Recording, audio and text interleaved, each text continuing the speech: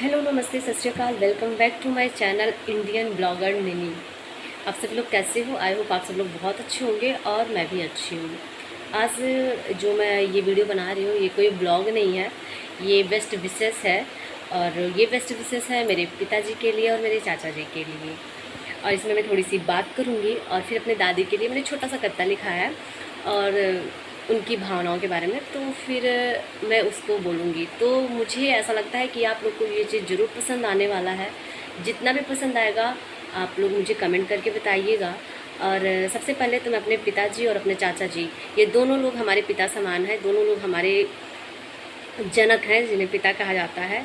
और मैं उनकी बेटी हूँ, तो मेरी तरफ से कुछ और तो नहीं दे सकते, लेकिन मैं खुद आशीर्वाद चाहती हूँ कि वो मुझे आशीर्वाद दें कि मैं आगे बढ़ूँ। और मेरी तरफ से उनके जन्मदिन की हार्दिक शुभकामनाएँ मेरे पिताजी को और चाचा जी को। पता नहीं वो लोग ये वीडियो देखेंगे या नहीं, लेकिन अगर देखेंगे भी तो मैं चाहती हूँ कि मुझे वो आशीर्वाद दें कि मैं निरंतर आगे बढ़ती रहूँ, स्वस्थ रहूँ। और मैं भी चाहती हूँ कि आप दोनों सदैव खुश रहें, बस और कुछ नहीं। तो मैं बात करती हूँ अपनी दादी की, छोटी सी थोड़ा सा पास्ट चलते हैं। तो मेरे पापा चाचा जुड़वा हैं, तो इसके पहले की कहानी में थोड़ा सा बताना चाहूँगी जितना मुझे जानकारी है। मेरी दादी की 4 बेटियाँ थीं, सॉरी हैं 4 बेटियाँ हैं। उसके बाद से फिर मेरी दादी को लड़के नहीं हो रहे थे। पहले के लोग कैसे होते थे, ऐसे ही होते थे कि मतलब अगर बेटों के चक्कर में बेटियां बहुत सारी लोगों के पास पैदा हो जाती थी।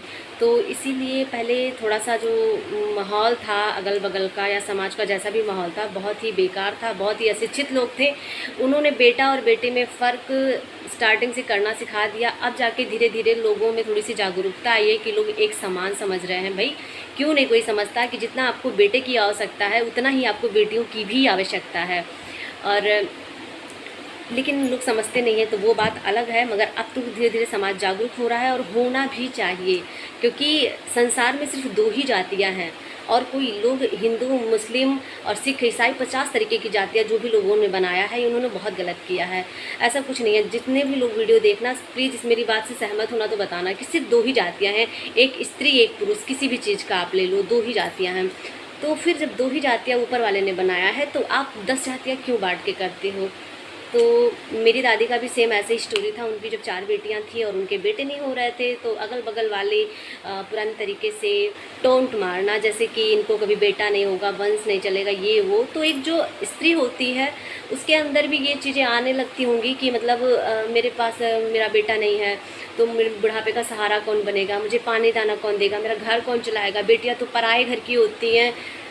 तो वो बेटियां तो बहुत अच्छी होती हैं कि दूसरों के घर हम दान देते हैं कि दूसरे का वंश चलाओ आगे।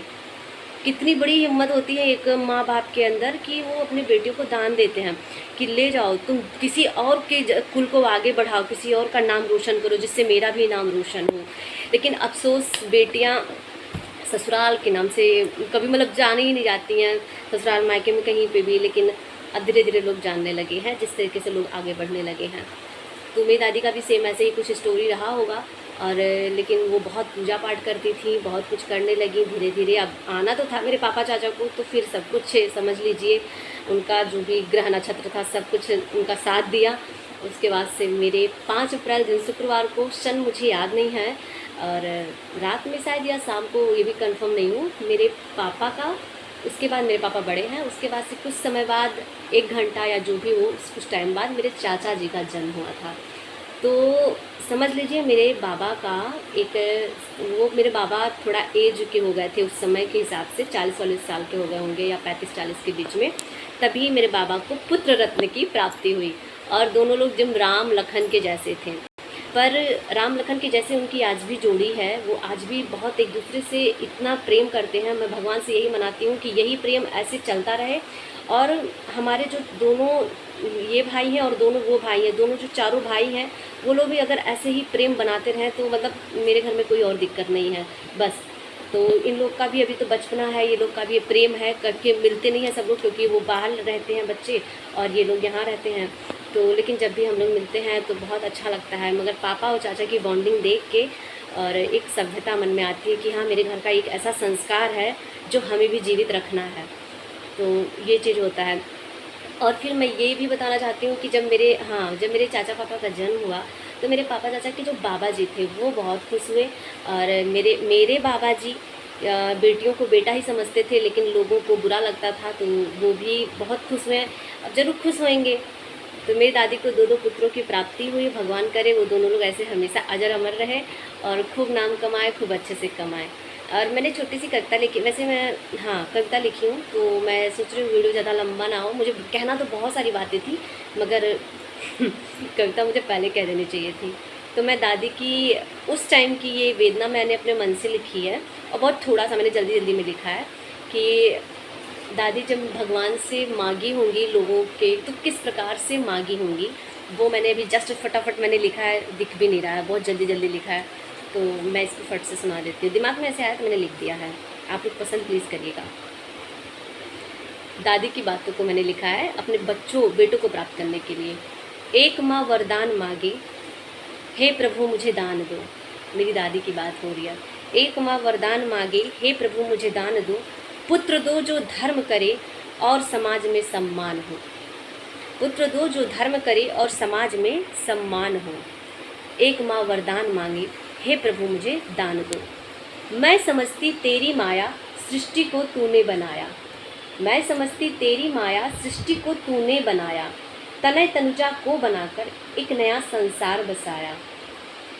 दिन दिवस में भी निशा है तुम मुझे प्रकाश दो।